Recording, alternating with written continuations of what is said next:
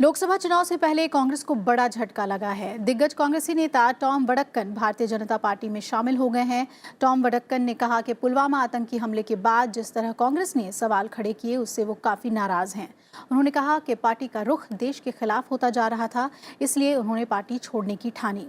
वडक्कन बोले कि वो प्रधानमंत्री नरेंद्र मोदी की विकास नीति से काफी प्रभावित हैं। यही कारण है कि भाजपा में शामिल होने पर वो काफी खुश हैं।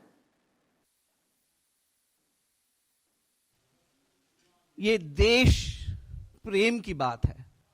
अगर कोई पॉलिटिकल पार्टी कोई ऐसा पोजीशन ले जो देश के खिलाफ है, तो मेरे पास कोई और विकल्प नहीं था कि उस पार्टी को छोड़े। और आप जानते ही हैं कि क्या क्या समस्याएं हैं, लेकिन अजीब गरीब बात यह है कि ऐसे वक्त पर इस पर टिप्पणी करना सही नहीं है।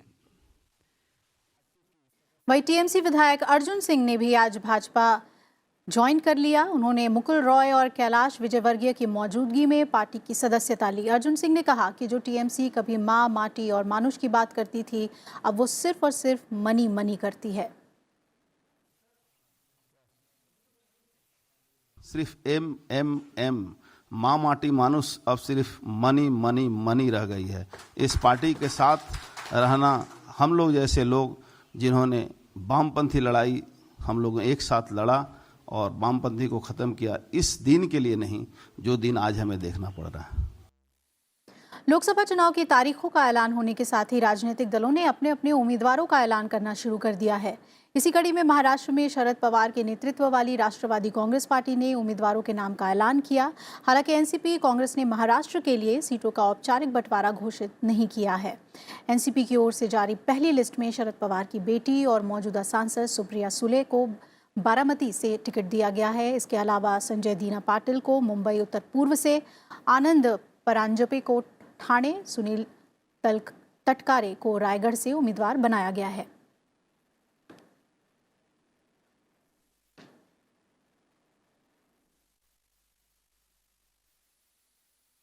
लोकसभा चुनाव में चुनाव आयोग ने सोशल मीडिया पर कड़ी नजर रखने के आदेश जारी किए हैं और इसके लिए दिल्ली राज्य चुनाव आयोग ने आदेश के मुताबिक कमेटी का गठन किया है, जो सोशल मीडिया पर नजर रखने के साथ पार्टी और उम्मीदवारों को प्रचार प्रसार के लिए विज्ञापन देने के लिए सर्टिफिकेट भी जारी करेगी।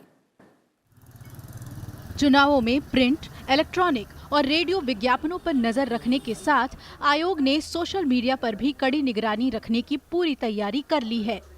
राजधानी दिल्ली में 12 मई को 7 लोकसभा सीटों पर मतदान होना है। चुनाव आयोग ने इसके लिए मॉनिटरिंग रूम बनाया है। इसमें टीवी, प्रिंट, रेडियो और सोशल मीडिया सेल बनाया गया है। चुनाव में दलों और उम्मीदवारों के सोशल मीडिया इस्तेमाल पर कड़ी नजर रहेगी। देखिए, एमसीएमसी का मतलब है media certification and monitoring committee, कि मीडिया में जो भी पॉलिटिकल कंटेंट आए उसका सर्टिफिकेशन पहले हो, और ये कमेटी इसको मॉनिटर करती है। अभी जैसे चुनाव का समय है तो ईसीआई के ऑर्डर्स के अनुसार कोई भी अगर मीडिया में, इलेक्ट्रॉनिक मीडिया में कोई भी अगर एडवर्टीजमेंट आती है तो उसका प्री सर्टिफिकेशन होना जरूरी है। इस मॉनिटरिंग रूम में 2 बातों का ख्याल रखा जाएगा। पहला, विज्ञापनों की प्रामाणिकता और दूसरा, कंटेंट। सोशल मीडिया पर कोई भी विज्ञापन डालने से पहले उम्मीदवारों और पार्टियों को आयोग से प्री सर्टिफिकेट लेना होगा, जिसके लिए उन्हें आयोग में 3 दिन पहले आवेदन देना होगा। आयोग ने इसके लिए सोशल मीडिया एक्सपर्ट के साथ 4 सदस्यों की एक टीम का गठन किया है। टीम ये भी निगरानी रखेगी कि विज्ञापन चुनाव आयोग से प्रमाणित है या नहीं। दूसरा, कोई भी दल, नेता या प्रत्याशी धर्म, जाति या लालच के लिए सोशल मीडिया का इस्तेमाल तो नहीं कर रहा। इसका उल्लंघन करने वालों के खिलाफ सख्त कार्रवाई की जाएगी। उसकी समय सीमा भी होती है। जो लिखता है, जो पार्टी एप्लीकेंट होता है कि ये मैं इस दिन से लेके इस दिन तक मैं चलाऊंगा, तो कोई 2 महीने के लिए मांगता है, कोई 3 महीने के मांगता है, और उसमें उसका जो एक्सपेंडिचर का भी पूरी डिटेल होती है कि इस एड को बनवाने में उसका कितना एक्सपेंडिचर हुआ है और इसको चलवाने में जो सोशल मीडिया, इलेक्ट्रॉनिक मीडिया पे जो चलेगा उसको वो कितनी पेमेंट होगी, तो उसका भी सब इसमें डिटेल होती है, ताकि जब पार्टी का जब इलेक्शन हो जाएगा, इलेक्शन कमीशन में जो स्टेटमेंट उनको देनी होती है, तो जितना भी उसमें एक्सपेंडिचर इनकर किया है बनवाने में और उसको चलवाने में, तो वो उस पार्टी के अकाउंट में जाएगा वो। साथ ही चुनाव आयोग सभी जिला स्तरों पर ट्विटर हैंडल बनाने की तैयारी कर रहा है, जिससे बड़े नेताओं को फॉलो किया जा सके और नेता भी बाखबर रहें। अनु दीवान, राज्यसभा टीवी। लोकसभा चुनाव की तैयारियों को लेकर चुनाव आयोग ने आज दिल्ली में देश भर के पर्यवेक्षकों की बैठक बुलाई और दिल्ली के विज्ञान भवन में आयोजित बैठक में लोकसभा चुनाव के अलावा 4 राज्यों के विधानसभा चुनाव की तैयारियों पर भी चर्चा हुई।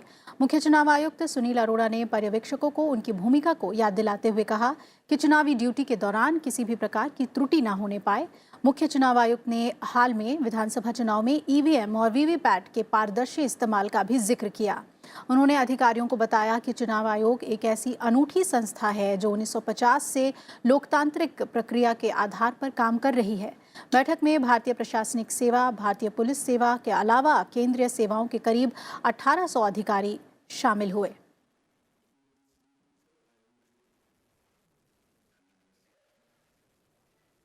समाजवादी पार्टी अध्यक्ष अखिलेश यादव ने कहा है कि लोकसभा चुनाव के प्रचार के लिए एसपी और बीएसपी संयुक्त रैलियां करेंगे। बुधवार को बसपा सुप्रीमो मायावती के साथ हुई मीटिंग के बारे में अखिलेश यादव ने कहा कि बैठक में चुनावी रणनीति पर चर्चा हुई।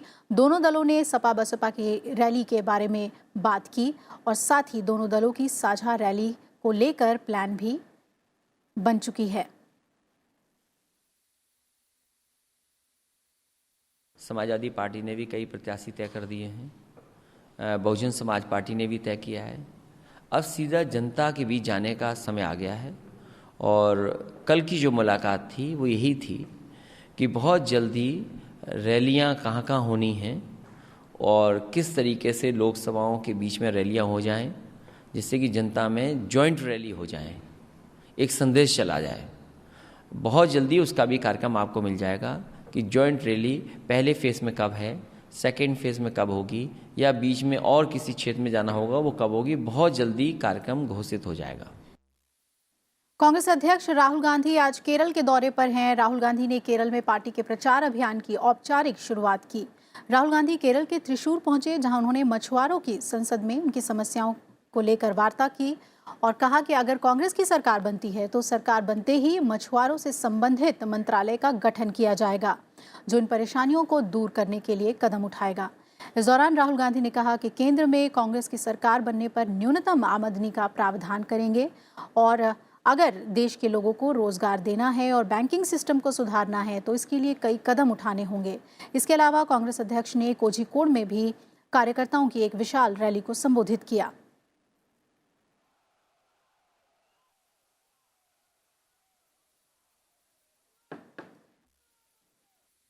Congress party is the only party that can ensure love, affection and peace in this country, because the Congress party is the voice of everybody in this country. Biju Janata Dal के सांसद बालभद्र माझी ने पार्टी से इस्तीफा दे दिया है। माझी ओडिशा के नबरंगपुर लोकसभा सीट से सांसद हैं। माझी ने कहा कि पार्टी में उनकी अनदेखी की जा रही है, इसलिए उन्होंने इस्तीफा दिया है। इस्तीफा देने के बाद माझी ने कहा, मुझे लगातार नज़रअंदाज किया जा रहा था, इसलिए मैंने बीजेपी की प्राथमिक सदस्यता से इस्तीफा दे दिया है। मुझे एहसास दिलाया गया कि पार्टी को मेरी ज़रूरत नहीं है, ऐसे में मैंने पार्टी से इस्तीफा देना ही ठीक समझा। मैंने आज रेजिग्नेशन मुखिया को दे दिया है, श्री नवीन पटनायक जी को। कारण ये है कि देखिए, जैसे कोई एक दल में है तो आप पार्टी में एक्सपेक्ट करते हैं सिटिंग एमपी के हिसाब से कि पार्टी का जितनी भी मीटिंग होता है, जो डिसीजन मेकिंग बॉडी होता है, उसमें उनको शामिल करना चाहिए, बुलाना चाहिए। बीते कई दिनों से मैं देख रहा हूँ हमको नज़रअंदाज किया जा रहा है, इन्फॉर्म नहीं किया जा रहा है। कभी अगर कुछ बात करना चाहते हैं तो अवॉइड कर रहे हैं जो लोग इन्वॉल्व हैं डिसीजन मेकिंग प्रोसेस में।